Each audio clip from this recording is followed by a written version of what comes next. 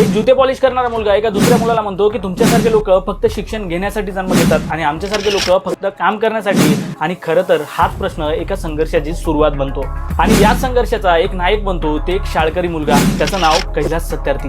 1980च्या दशकामध्ये बालमजुरीवरती ठोस असा कायदा नव्हता आणि लहान मुलांना अमान्य ठिकाणी काम करण्यास प्रवृत्त केलं जात होतं आणि याच विरोधात एक आंदोलन उभं झालं, त्यालाच म्हणतात बचपन बचाव आंदोलन.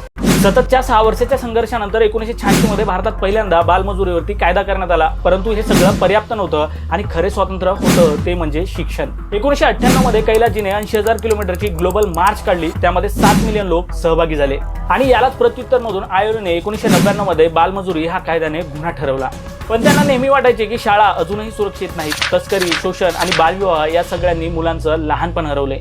म्हणून 2017 मध्ये 11,000 किलोमीटरची भारत यात्रा काढली, ज्यामध्ये 14 लाख लोक सहभागी झाले आणि खरंच हा एक ऐतिहासिक स्टंट ठरला, जिथं लोकांना लहान मुलांच्या स्वातंत्र्याबद्दल खरी जनजागृती झाली. आणि त्यांच्या या बहुमूल्य योगदानासाठी त्यांना 2014 मध्ये नोबेल पारितोषिक देण्यात आले. आणि अशीच एक स्टोरी तुमच्या डोळ्यासमोर येण्यासाठी व्हिडिओला लाईक करा आणि अशाच मोर नॉलेजेबल व्हिडिओसाठी आम्हाला फॉलो करायला मात्र विसरू नका.